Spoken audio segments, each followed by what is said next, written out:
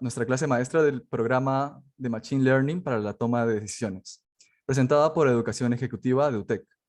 El tema de hoy será modelos de Machine Learning para clasificación y estará a cargo de Yamilet Serrano, coordinadora de Ciencia de Datos de UTEC Pregrado, profesora de la carrera de Ciencias de la Computación también en UTEC y principal expositora de este programa. Por favor, les solicitamos que si tuvieran cualquier duda durante la sesión, puedan dejarla en la opción de preguntas y respuestas, botón que se encuentra en la parte inferior de Zoom, y al finalizar la charla tendremos un espacio para responderlas. También al final de la sesión pondremos una encuesta de satisfacción de esta charla, a la cual podrán entrar escaneando el código QR que pondremos en la pantalla y el link en el chat. Agradeceríamos muchísimo que puedan responderla para poder seguir mejorando. Sin más preámbulo, doy el pase a Yamilet. Sean todos bienvenidos. Muchas gracias, Davor. Bienvenidos a todos, buenas noches. Gracias por este tiempo, un lunes de noche. Como dice Davor, hoy día vamos a ver un poco acerca de modelos de Machine Learning para la clasificación. Así que para esto voy a pedirles su apoyo, por favor, para todos los que nos están siguiendo. De repente podemos entrar a este pool, es un pool súper simple, les estoy copiando aquí el link, y si no, lo pueden hacer a través de los chats y yo lo voy leyendo.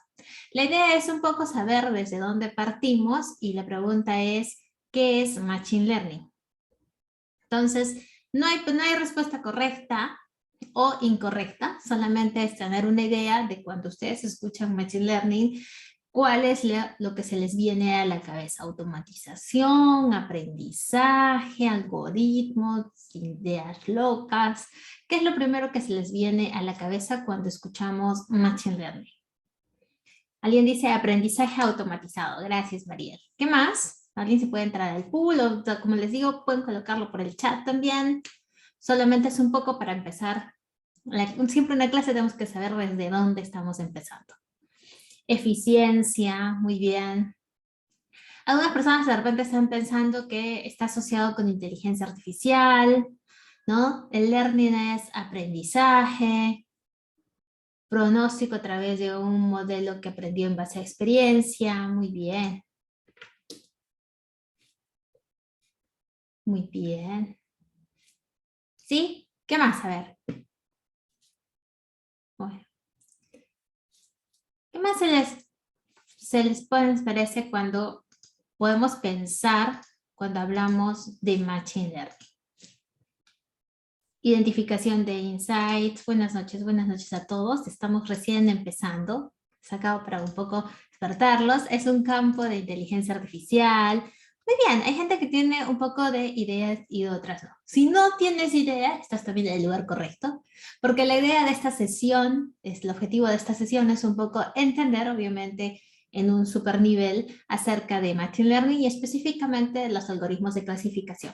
Y como espero que cuando se lleven al final de la sesión entiendan un poco que las computadoras, las máquinas, no hacen el trabajo tan diferente como lo hacemos los humanos. Es más, los humanos les hemos enseñado a aprender como nosotros aprendimos en nuestra época. Entonces, ¿por qué los humanos o los seres humanos somos inteligentes? Si ustedes se ponen a pensar y yo les hago esta pregunta, podrían responder porque tenemos una percepción, porque nos logramos comunicar, ¿sí? Ahora me entienden porque hablamos el mismo lenguaje, porque sabemos razonar, ¿no? Tomamos decisiones, sean buenas, sean malas, tomamos decisiones porque nos movemos libremente, porque controlamos nuestros movimientos, nuestras decisiones que vamos a dar, porque somos creativos y porque básicamente somos la raza que aprende. Aprende de sus fracasos, de sus errores y también aprende a lo largo de sus experiencias. Yo creo que esa más o menos sería lo que nos globaliza al ser humano como inteligentes.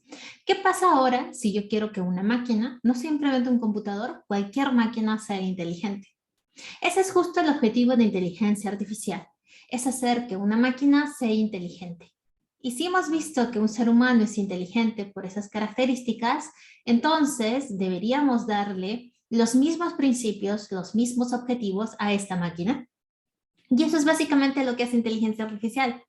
Cuando hablamos de percepción y de razonamiento, encontramos una área de inteligencia artificial que es visión computacional, donde a través de frames de video, a través de imágenes, reconoce los objetos, ¿verdad? Puede distinguir distintos objetos a partir de una imagen, de un video, puede reconocer una persona que tiene mascarilla, otra persona que no la tiene, puede reconocer las placas, etcétera.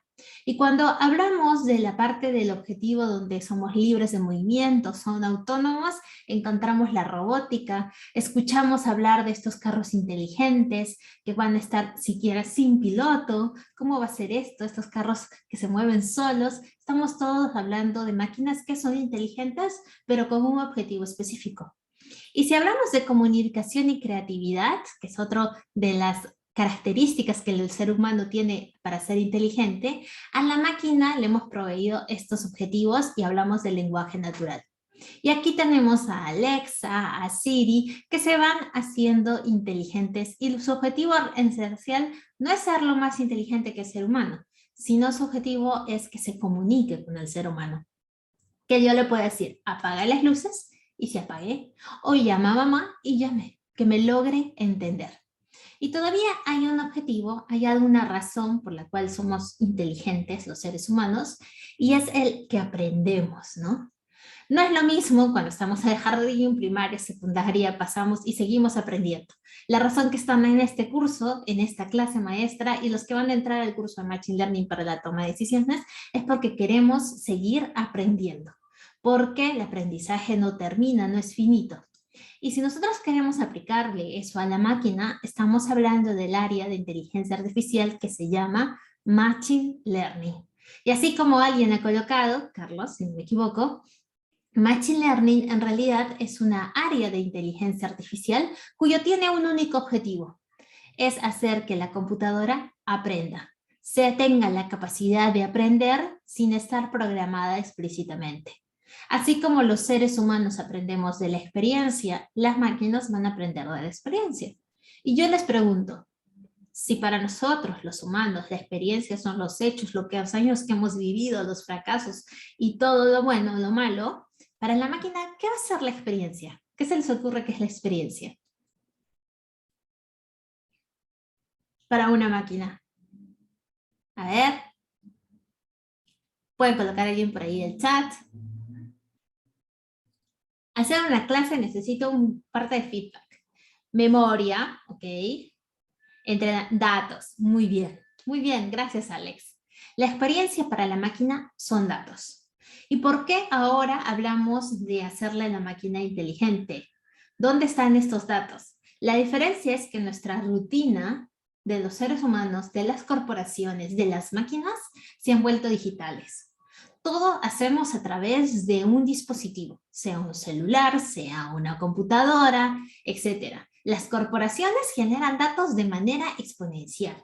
Las computadoras generan por sí solas datos. Ahorita nuestras computadoras están generando los logs y todo está funcionando bien, ¿no? También tenemos a las cámaras de seguridad que están generando datos en la interacción del humano.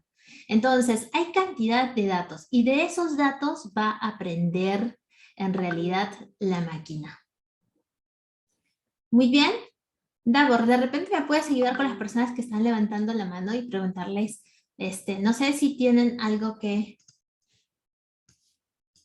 hacer una pregunta. Pueden dejar las preguntas en el chat y las voy a ir respondiendo a la larga, y al final de la exposición también ya vamos a tener una sección de preguntas por si es que desean hacerlo. Muy bien. En base a eso, si ya nos quedó claro que la máquina tiene que aprender, si nosotros podemos pensar cómo nosotros hemos ido aprendiendo, van a recordar sus clases en el nido, en la primaria, en la secundaria. Y de todo lo que vamos aprendiendo, hay una área que se llama clasificación. Y como su nombre lo dice, se refiere a clasificar objetos, imágenes, personas. Este es un problema de modelado ya en el contexto de Machine Learning que es predictivo. Yo a la máquina le voy a enseñar que me haga una predicción y que logre clasificar en un objeto. La clasificación va a depender, como vamos a ver, que puede ser binaria o puede ser multiclase. Pero lo que yo le voy a decir es, Yo te voy a entrenar de tal manera que tú hagas una predicción correcta a partir de un objeto de una clase, de un dato que yo te voy a testear. Es así, si yo le pongo imágenes, por ejemplo, y le pregunto como la imagen en la computadora, le digo, ¿es un gato? La computadora debería serlo inteligente para decirme que si es un gato o no es un gato, o confundirlo con otro felino, ¿correcto? Y para hacer eso, ¿cómo lo hace? ¿Cómo el computador aprende? Aprende de la manera como nosotros lo hicimos. Como nos enseñaron en el nido nuestros padres, ¿verdad? A identificar por colores, por la forma. ¿Y qué es lo que primero comenzaron a hacer? Nosotros intuitivamente no sabíamos que eso era un cono o si era rojo, sino nos comenzaron a decir, esto es rojo, esto es un cono. Para los que tienen hijos, recuerden cómo les enseñan a sus hijos. De esa manera, el computador también aprende. El computador, piensen que es como un niño, no sabe absolutamente nada. Nosotros lo vamos a guiar, lo vamos a hacer inteligente, por lo cual le vamos a enseñar los datos. Y a estos datos les tengo que decir, mira, este que está aquí es un cuadrado y este que está aquí es un redondo. Este es un hexágono, este es un triángulo. Cuando yo le digo al computador el objeto y su etiqueta, estos tipos de datos se llaman datos etiquetados. Entonces, si yo pongo y piensen en la base de datos de la RENIEC, si yo quiero enseñarle cuál es la diferencia entre un hombre y una mujer, comenzaría a mostrarle fotos de mujeres y fotos de hombres, para que después yo le dé la foto de alguien y me diga básicamente si es hombre o si es mujer. Le he enseñado con datos etiquetados. Le he dado las etiquetas y él le voy diciendo, ese objeto de acá es un cuadrado. Eso lo hago con 2, 3 datos, lo hago con millones de datos.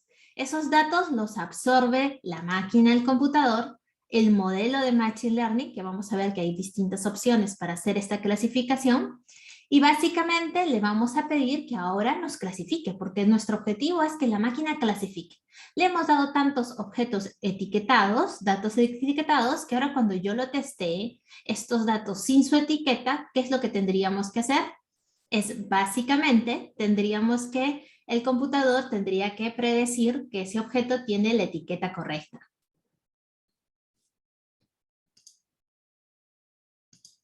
Listo. Entonces, en ese caso, mi predicción sería que el computador, predicción correcta sería que al triángulo le ponga la etiqueta triángulo y al círculo le ponga la etiqueta círculo, ¿no? Ok, entonces alguien decía que la diferencia es que el computador aprende de un algoritmo. Claro, esta es una idea básica, ¿no? Tengo los datos que están etiquetados, algo pasa, después lo testé. Esto es lo que hace Machine Learning.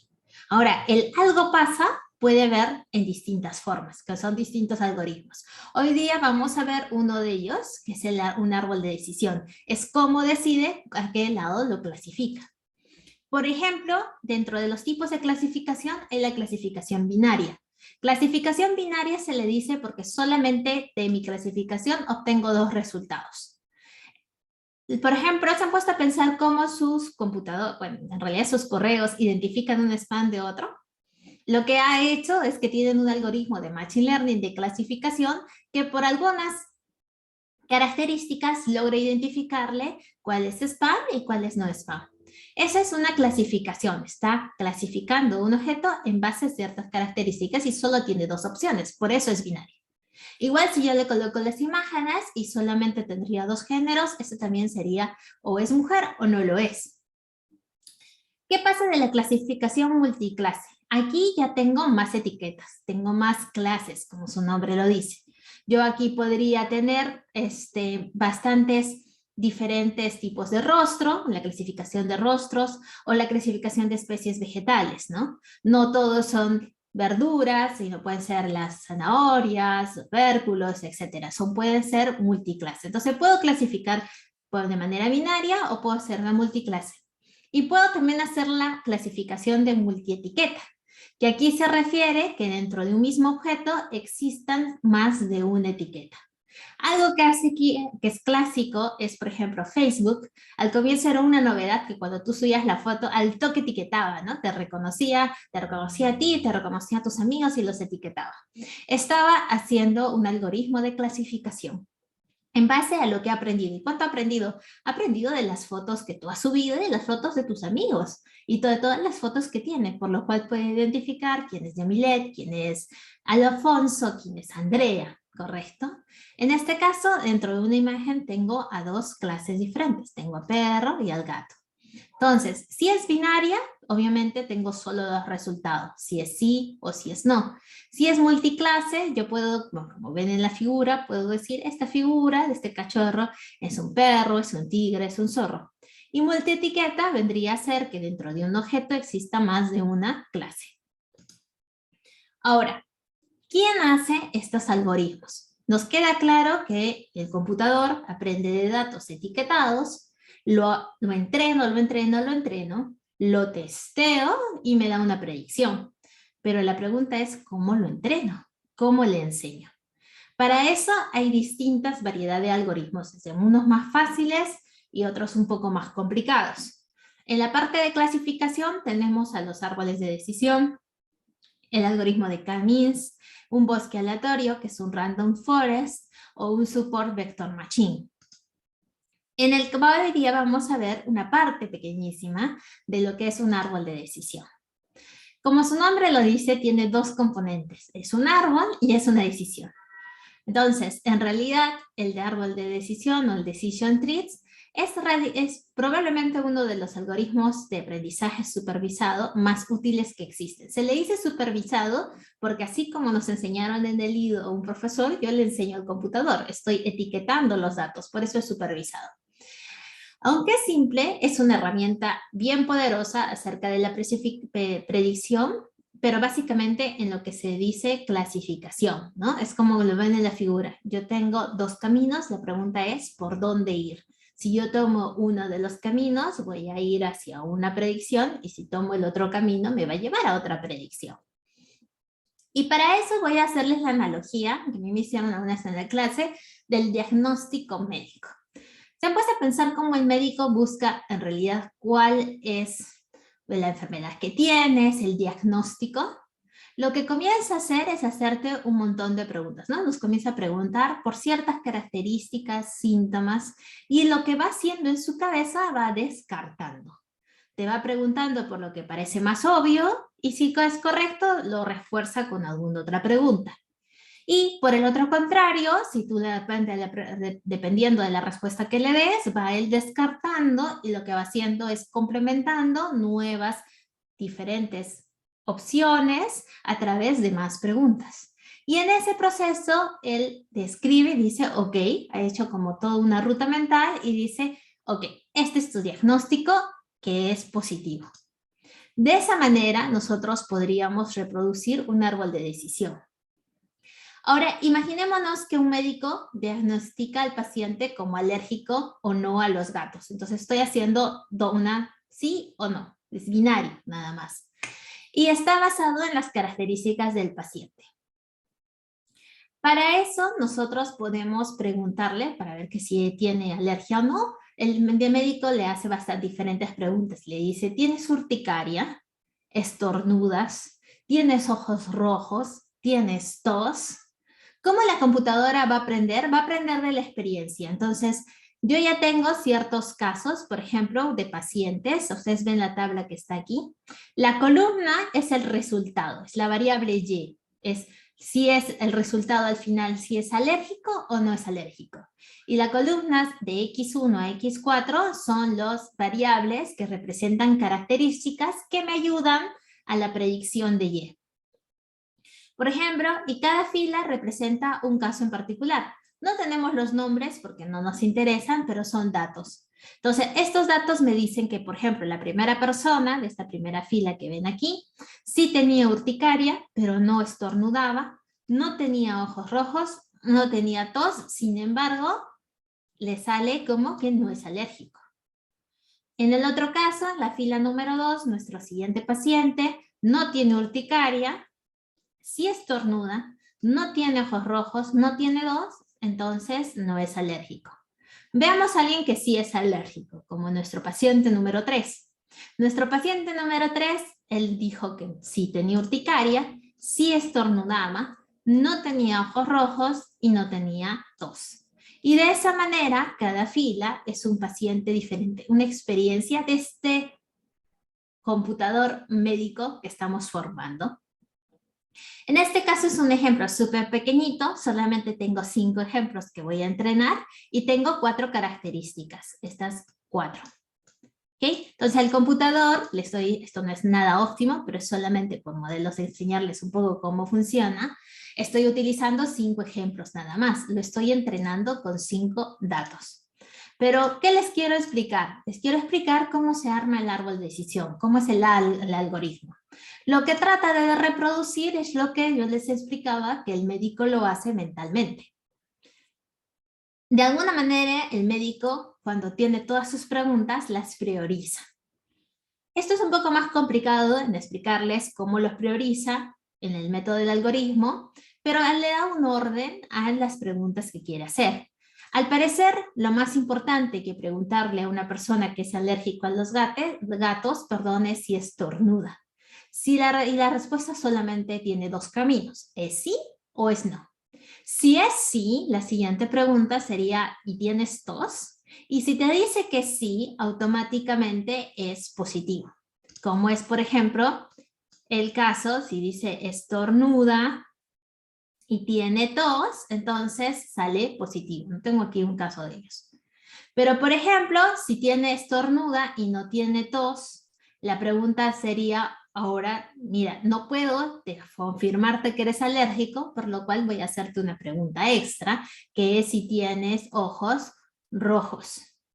Y la pregunta, entonces, base a eso, si es sí, eres positivo, si es no, es negativo. ¿Sí? ¿Qué pasa si a mi primera pregunta y me dijo que no estornudaba? De la misma manera se generan otras subpreguntas, más preguntas adicionales, como si tiene tos, y si tiene tos, le pregunto si tiene urticarias, y en base a eso le doy un diagnóstico. Y si me dice que no tiene tos y no ha tenido estornudo, entonces es positivo. Esto puede ser correcto o incorrecto, pero se arma a partir de los datos. La computadora lo que va a hacer es, a partir de estos datos que yo estoy haciendo, va a generar este árbol. Obviamente alguien me dirá, pero esto no es correcto, pero es porque los datos que le dimos no le hace intuir este árbol de decisión. Significa que si yo le doy un nuevo conjunto de datos, de repente esto va a cambiar, de repente ya no va a empezar con el estornudo, va a empezar con la tos. El árbol de decisión tiene la analogía de un árbol de los típicos que nosotros conocemos, pero está al revés. ¿Sí? Es como un árbol de cabeza. En un árbol nosotros tenemos raíces, por donde alimentamos a los árboles, ¿sí? Matas la raíz, matas el árbol.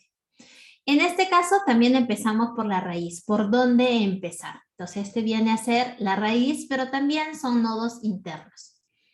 Las preguntas corresponden, en realidad, como en la primera foto, como un punto hacia donde me lleva hacia un branch, hacia una rama, hacia la otra rama.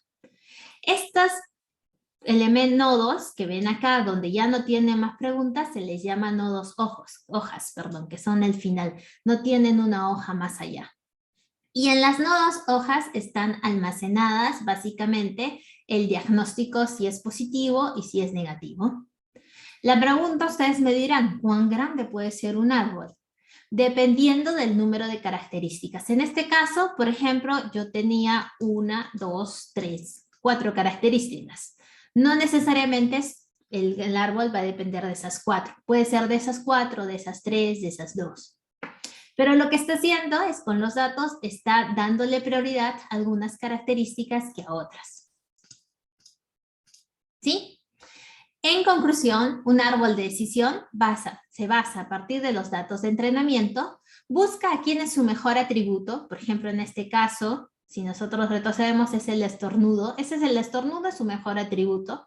¿Cómo se hace esto? Esto se hace con distintas técnicas, una de ellas es Information Gain. Esto todavía entraríamos un poco más en la matemática, pero es saber cuáles de estas variables, de estas características, tienen más correlación, son más predominantes. Y por eso se le llama variables características, porque son aquellas que mueven la aguja en mi predicción. Hay algunas más que otras. Y divide el dataset en pequeños subconjuntos y vuelve a preguntar. Lo que está haciendo acá de manera recursiva está generando todos los niveles del árbol.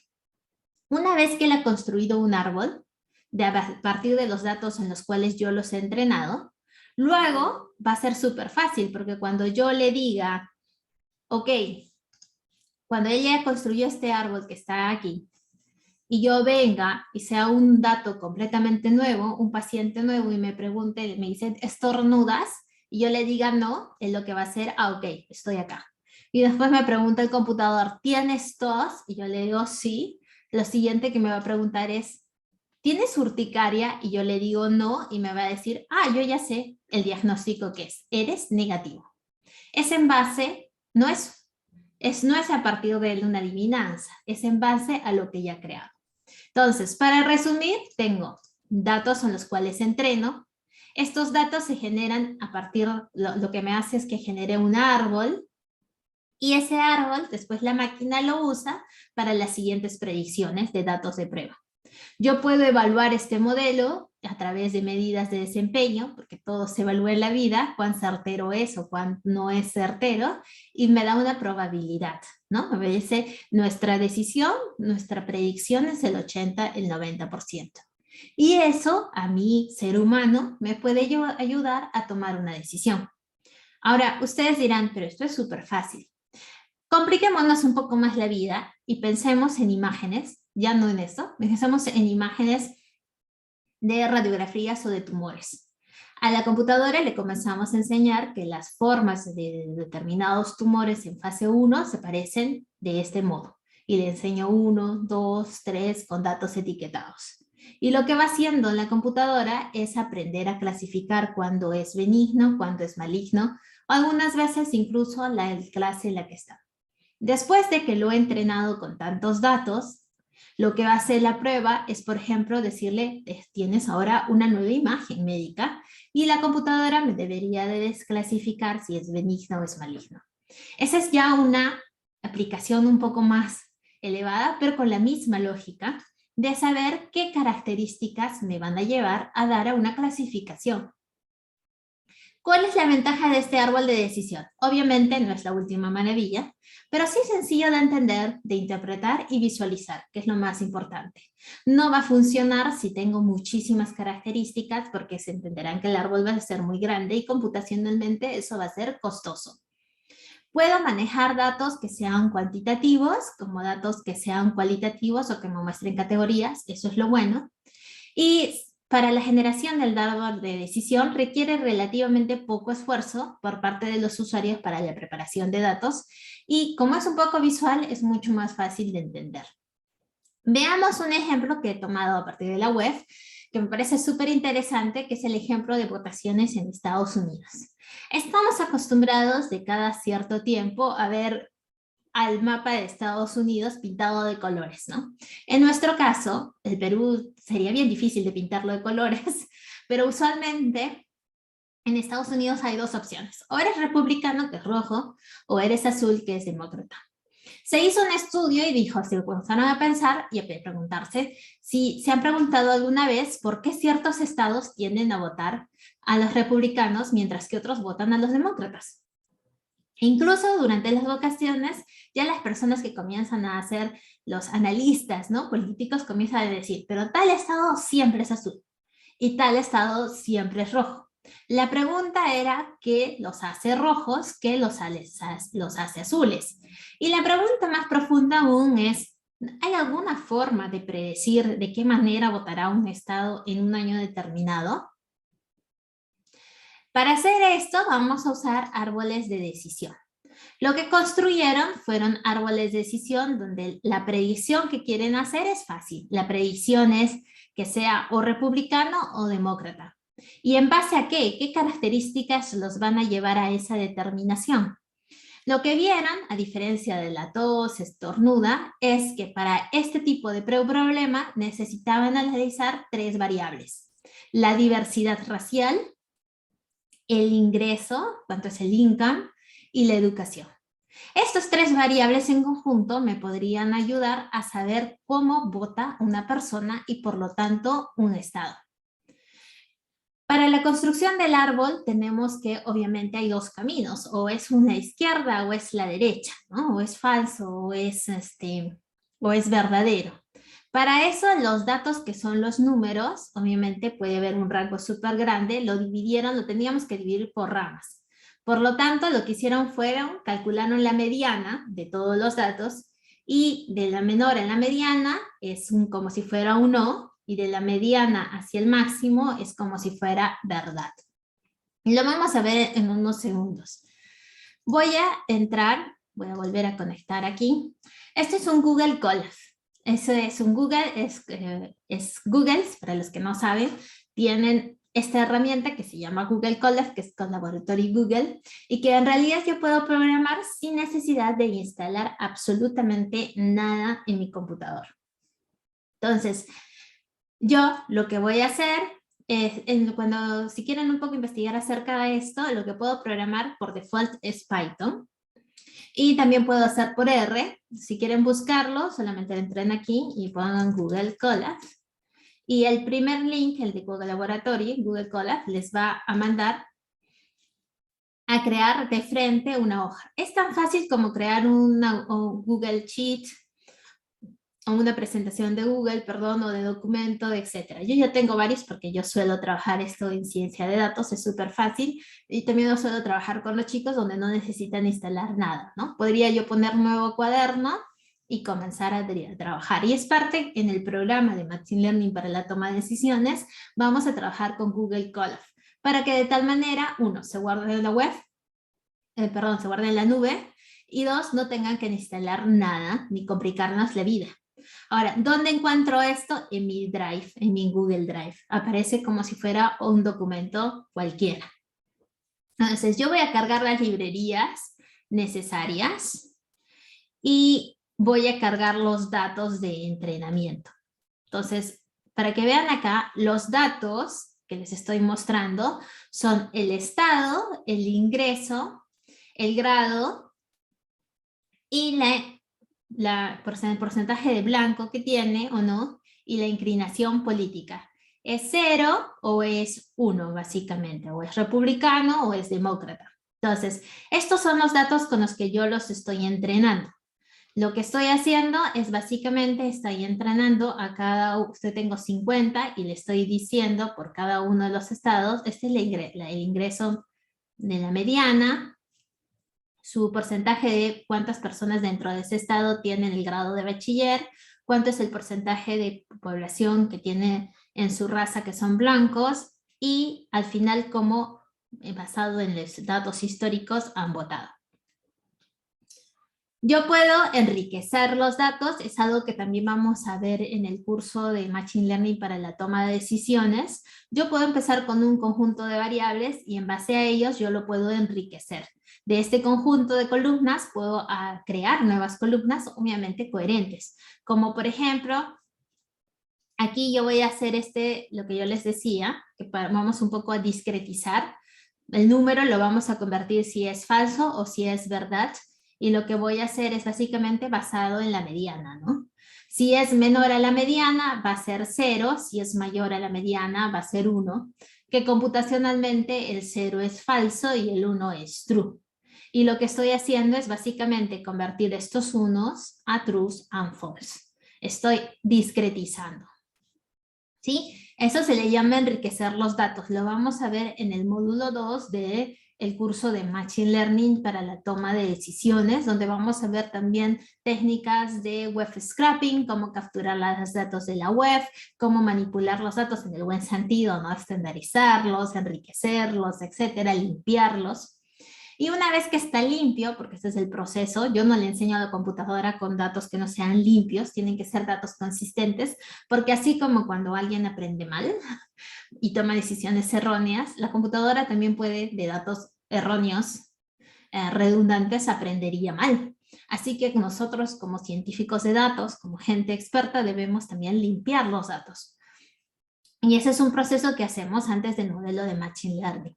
Después yo voy a definir las columnas y voy a decirle cuáles son las columnas de las cuales va a aprender. Le estoy diciendo, por ejemplo, la primera persona es true, true, true, es decir, que es mayor al el ingreso, a su mediana, mayor en educación, mayor en diversidad, y voy a dividir que esa persona, por ejemplo, lo que ha sido votado, si es republicano o no. Y después voy a partir mi data en lo que entrena y en lo que testea. No hay imagen, solo estoy corriendo, está muy bien. Así que voy a partir los datos, porque es básicamente lo que voy a hacer. Voy a partir mis datos, con unos datos, una parte de ellos los voy a entrenar y con otra parte los voy a testear. Por eso estoy partiendo en train y en test. Siempre se guarda una parte de nuestros datos para testear, porque si no, no vamos a saber cuán bueno ha salido nuestro modelo. Y ustedes dirán, ¿cómo es eso? Estoy partiendo, en realidad, acá si ustedes se fijan, tenía 50 y yo estoy partiéndolo y estoy básicamente tomando una parte para testearlo, bien digo, y otra parte para entrenarlo. Entonces, a partir de lo que yo lo entrene, lo que va a hacer es generar el árbol. Esto yo lo voy a, solamente es visualización. De visualización, no es parte de Machine Learning, pero sí es un poco, me ayuda a entender los datos, ¿no? Por ejemplo, estos, si ustedes ven aquí en esta imagen de acá, esta imagen corresponde a educación. Entonces, de la columna educación, puedo ver cuántas de esas personas han votado por 0 y cuántas personas votaron por 1. ¿Sí? Y puedo darme cuenta en cuanto al porcentaje, ¿no? Puedo entenderlo. ¿No hay imagen? Ah, ok. Qué raro. A ver, voy a volver a parar.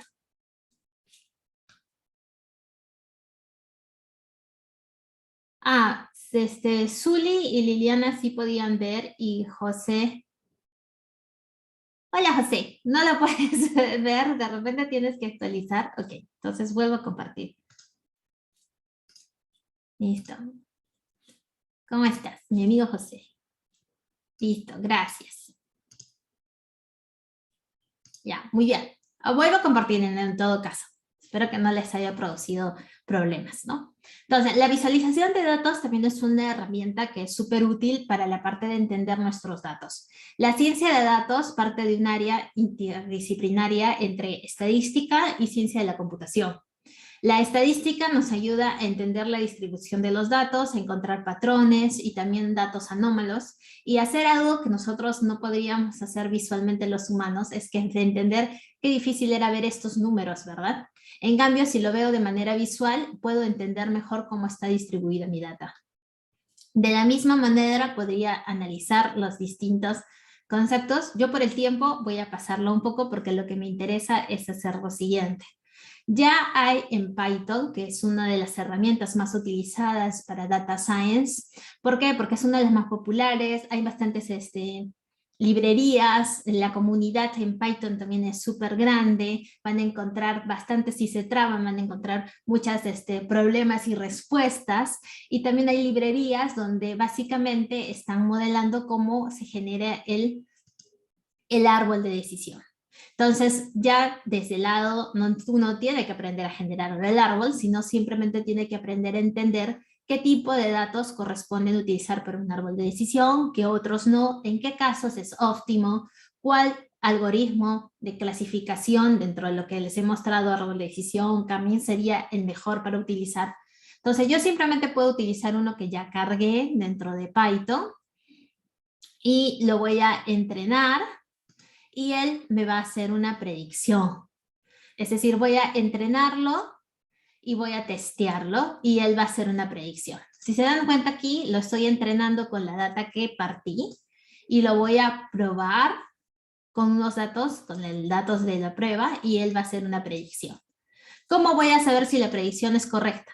como yo fui un poco vivo, invertí la data de entrenamiento y la data de testeo, voy a comparar con la data que testeé si el Y, que es la predicción, es la correcta.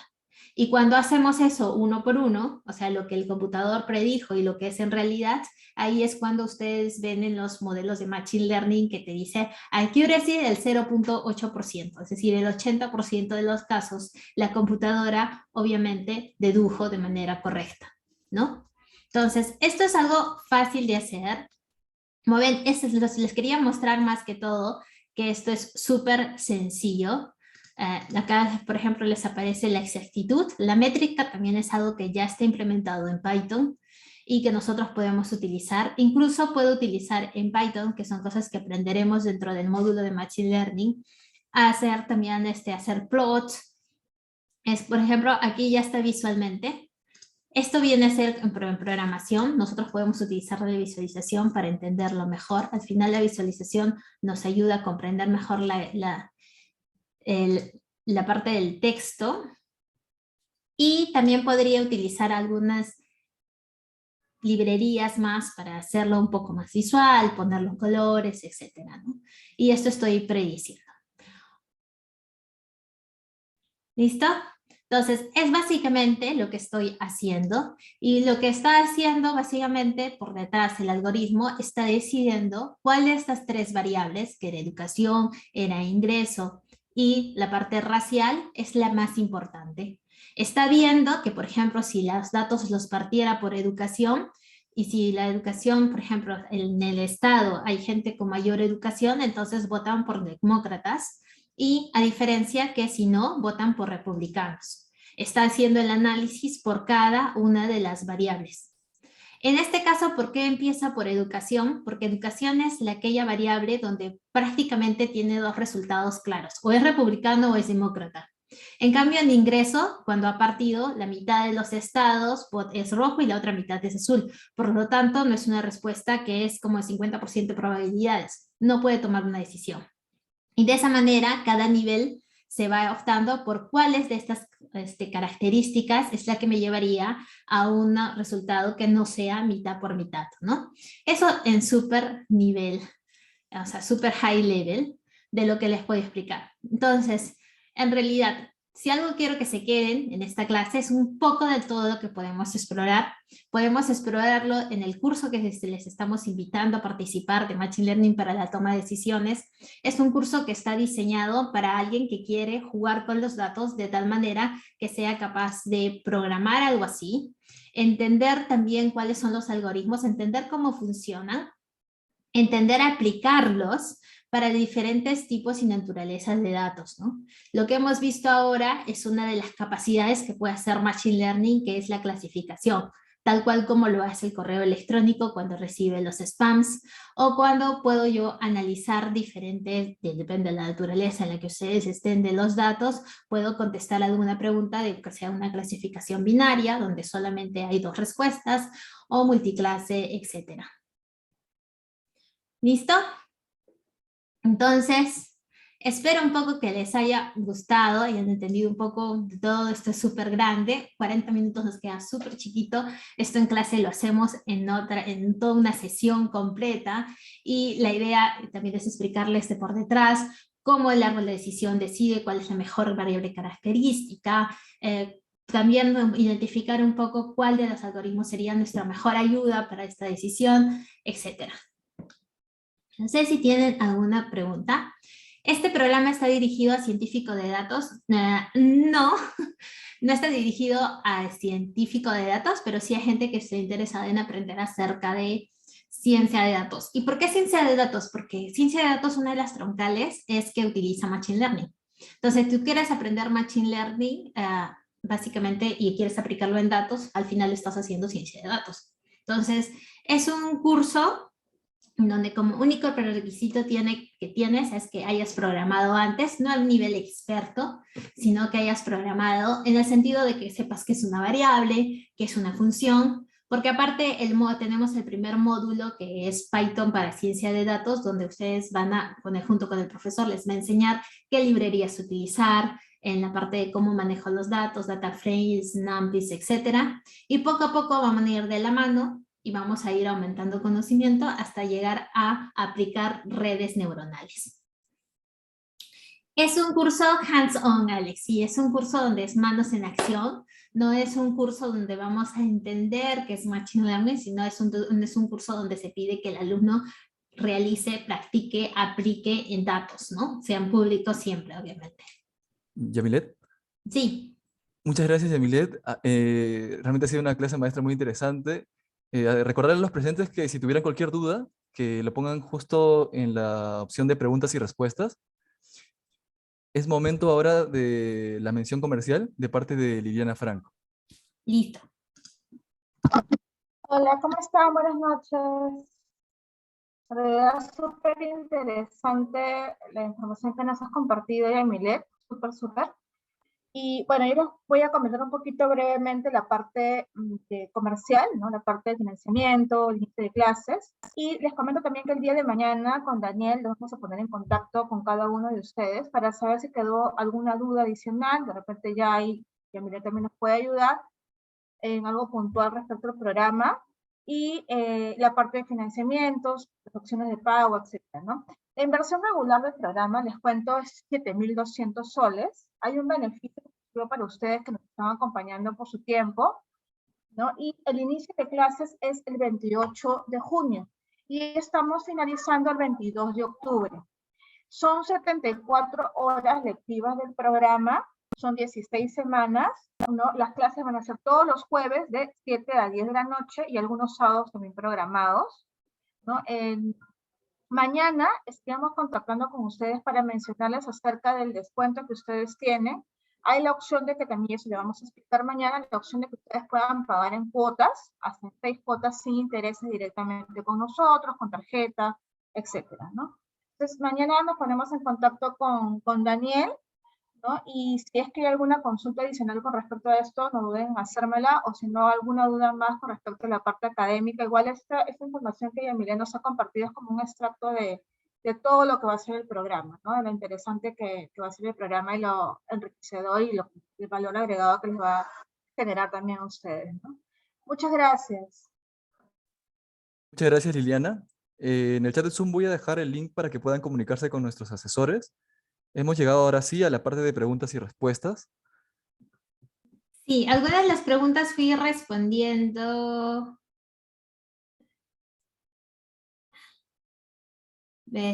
A ver, si necesitas algún background en especial para llevar el curso, básicamente lo que les mencionaba, solamente programación, o sea que sepas qué es una variable, las funciones, porque no se enseña programación desde cero. Vamos a utilizar conceptos para programar, pero es súper sencillo, incluso para aquellos que lo tienen un poco oxidado. Y con eso también respondo otra pregunta que leí por ahí acerca de la estadística que necesitamos.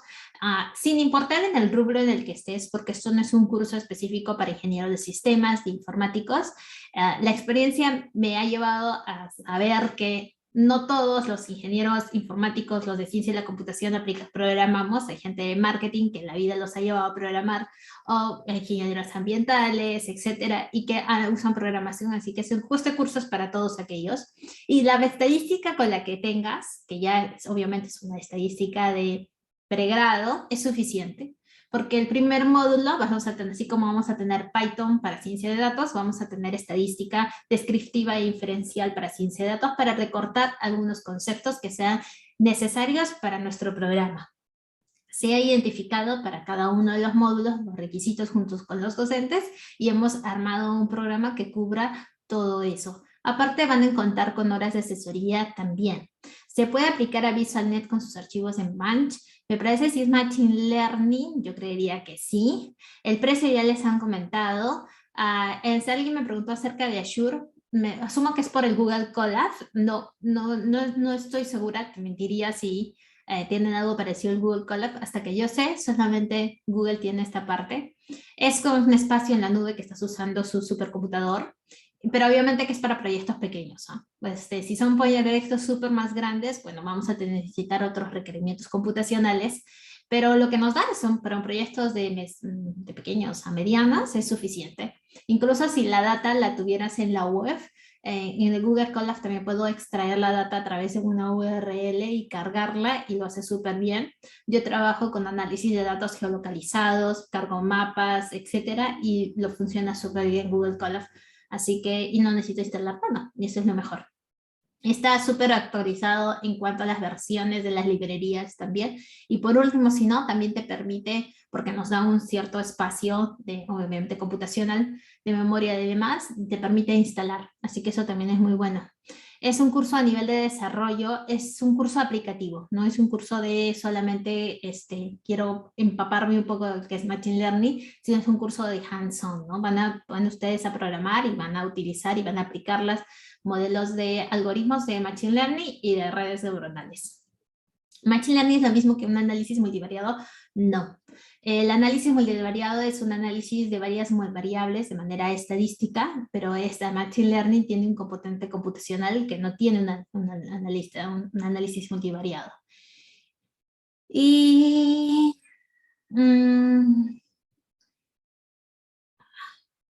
ya respondí, es todos aquellos que pueda por ver su vida los ha llevado a la programación, que han programado un poco, que sí saben hacer una función o que han trabajado antes cualquier programa, no solamente Python, C++. La idea es que entiendan que es una variable, una función, eso, que hay tipos en la computación, que es entero, flotante, lo básico, ¿no? Eso es lo único que necesitamos. Yamile, hay algunas consultas que justo ya lo había comentado, pero igual lo vuelvo a indicar. Las clases, o sea, la duración del programa son 74 horas lectivas. La frecuencia de estudio son los jueves de 7 a 10. Hay algunos sábados que están programados, que ya ustedes lo van a ver mañana cuando les compartamos el temario. Algunos que están asistiendo, que ya tienen el temario, pero muchos que también no los he visto, entonces mañana les compartimos esa información. Pero son 74 horas lectivas, ¿no? Al final, una vez obviamente aprobado todo el programa, obtienes un certificado, ¿no? El certificado es bajo el mismo nombre, ¿no? Como el programa en Machine Learning para la toma de decisiones, donde va a indicar obviamente el número de horas lectivas, el nombre del participante y el que ha aprobado satisfactoriamente.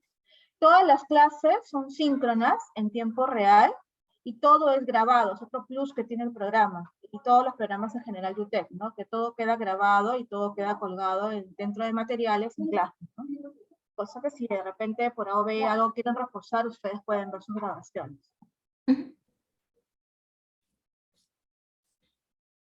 ¿El precio es solo para alumnos de UTEC? Hay una pregunta.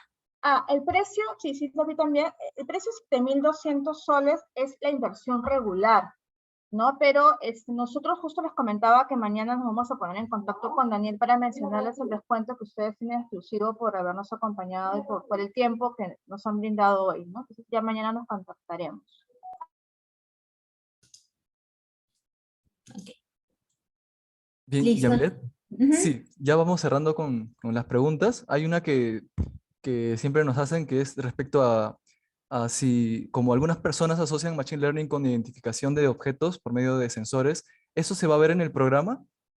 No vamos a trabajar con datos como imágenes, que son datos no estructurados, ¿no? Vamos a trabajar como datos que les he mostrado, que son datos más estructurados. No está dentro del alcance de este programa la detección de objetos utilizando algoritmos de Machine Learning. Eso es tarea para un siguiente curso, ¿no? No está dentro de nuestro alcance. Claro, muchas gracias, Yamilet. Ha sido una clase maestra muy productiva. Hemos conocido a fondo los modelos de Machine Learning para clasificación. Y con ello damos por concluido esta clase maestra. Les agradecemos mucho a los participantes que llenen por favor el formulario de encuesta, Sí, que por está justo favor. ahí en la pantalla. Sí, así es. Listo. Muchas gracias a todos y espero verlos en clase. Un gusto. Adiós.